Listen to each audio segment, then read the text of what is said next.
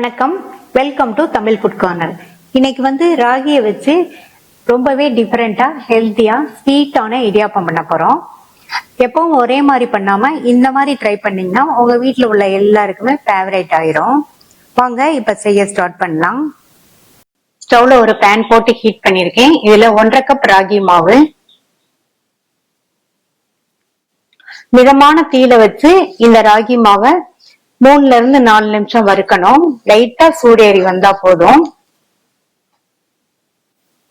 3 நிமிஷமா வறுத்து மாவு லைட்டா சூடேறிடுச்சு. இத உடனே வேறொரு பாத்திரத்துக்கு மாத்திடலாம். மாத்தியாச்சு.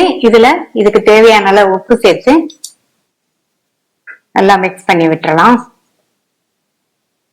இந்த பாத்திரத்துல 1.5 கப் மாவு எடுத்தோம். அதே அளவு 1.5 கப் தண்ணி சேர்த்துட்டு இதுல 1 டீஸ்பூன் தேங்காய் எண்ணெய் சேர்த்துக்கங்க. இந்த தண்ணி நல்லா தளன்னு கொதிச்சு வரட்டும். தண்ணி இந்த மாதிரி நல்லா கொதிச்சதுக்கு அப்புறமா இத கொஞ்சம் கொஞ்சமா சேர்த்து நம்ம மாவுல பிசையணும்.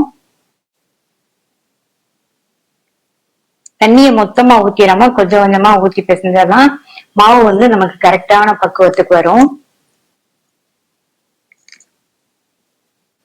இப்போ 1 கப் தண்ணி சேர்த்திருக்கேன். மீதி உள்ள 1/2 கப்பையும் கொஞ்சம் கொஞ்சமா சேர்த்து பிசைஞ்சுக்கலாம். கொதிக்க வச்ச 1.5 கப் தண்ணியையும் சேர்த்தாச்சு.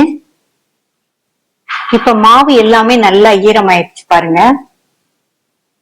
2ல இருந்து 3 நிமிஷத்துக்கு மூடி வச்சிருங்க. மாவு இப்ப சூடா இருக்கு, பிசைய முடியாது.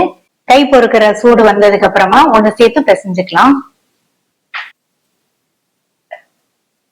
இப்ப மாவு கை பொறுக்கிற அளவு சூடு இருக்கு. லைட்டா கையில எண்ணெயை தொட்டுட்டு நல்லா ஒண்ணு சேர்த்து பிசைஞ்சிடலாம்.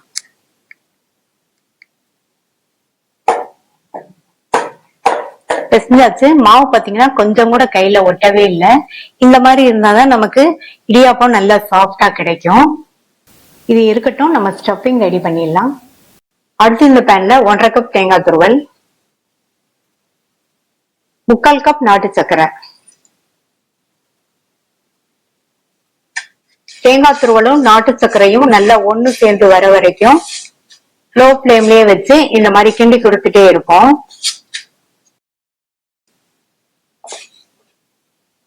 தேங்காய் துருவலும் வெல்லமும் நல்லா ஒண்ணு சேர்ந்து வந்துருச்சு பாருங்க. இதுல கொஞ்சமா ஏலக்காய் பவுடர், 2 பிஞ்ச் டேபிள் சால்ட் நல்லா மிக்ஸ் பண்ணி விட்டுட்டு ஸ்டவ் ஆஃப் பண்ணிட்டு இதை வேற ஒரு பவுலுக்கு மாத்தி வச்சிடலாம். ஸ்டஃபிங் ரெடி ஆயிடுச்சு. இடியாப்பத்தை பிழிஞ்சிடலாம்.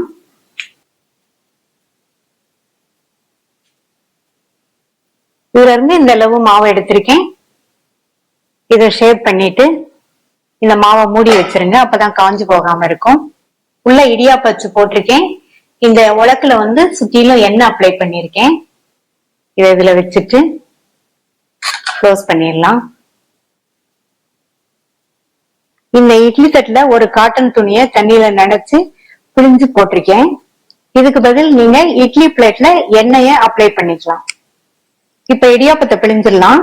நம்ம ஸ்டஃபிங் வைக்கிறதுனால இடியாப்பத்தை ஃபுல்லா மொத்தமா பிழிஞ்சிடாதீங்க. இந்த மாதிரி 2 லேயர் மட்டும் பிழிஞ்சிட்டு அதுக்கப்புறமா ஸ்டஃபிங் வைக்கணும். இப்ப ஃபர்ஸ்ட் 2 லேயர் மட்டும் பிழிஞ்சிடலாம்.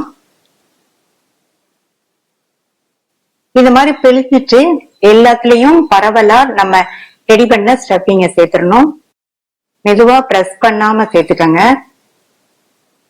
நல்லா தாராளமா சேர்த்துக்கங்க. அப்பதான் இடியாப்பம் சாப்பிடும்போது சூப்பரான ஸ்வீட்ல ரொம்ப நல்லா இருக்கும். இந்த மாதிரி ஸ்டஃபிங்க வச்சுட்டு இந்த ஸ்டஃபிங் க்ளோஸ் ஆகுற மாதிரி மறுபடியும் மேலையும் நல்லா பிழிஞ்சிருங்க.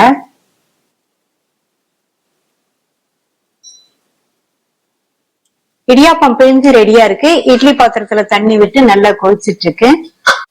இடியாப்பத்தை வச்சுட்டு மூடி வச்சிருங்க. ஸ்டவ் மீடியம் ஃப்ளேம்ல இருக்கட்டும். மீடியம் ஃப்ளேம்ல இந்த இடியாப்பம் வெந்து வர்றதுக்கு 8ல இருந்து 10 நிமிஷம் ஆகும். 10 நிமிஷம் ஆச்சு. இடியாப்பம்லாம் நல்லா வெந்துருச்சு. ஸ்டவ் ஆஃப் பண்ணிட்டு இந்த பிளேட்டை வெளியில எடுத்து வச்சிடலாம். இடியாப்பத்தை பிளேட்டுக்கு மாத்தியாச்சு. லைட்டா தண்ணியை தெளிச்சிட்டு எடுத்தோம்னா நல்லா அழகா வந்துடும். மீதி உள்ளதையும் இதே மாதிரி பிழிஞ்சு வேக வச்சு எடுத்துக்கலாம். சுவையான ஸ்டஃப்டு ஸ்வீட் இடியாப்பம் ரெடி ஆயிடுச்சு. இந்த இடியாப்பத்தை பிரேக்ஃபாஸ்டாவும் டின்னராவும் செஞ்சு கொடுத்தா எல்லாருமே விரும்பி சாப்பிடுவாங்க. குழந்தைங்களுக்கு லஞ்ச் பாக்ஸ்க்கும் கொடுத்து விடலாம். ட்ரை பண்ணி பார்த்துட்டு உங்க கமெண்ட்ஸை சொல்லுங்க. இது வரைக்கும் தமிழ் ஃபுட் கார்னர் சேனலை சப்ஸ்கிரைப் பண்ணாதவங்க சப்ஸ்கிரைப் பண்ணிக்கங்க. தேங்க்யூ.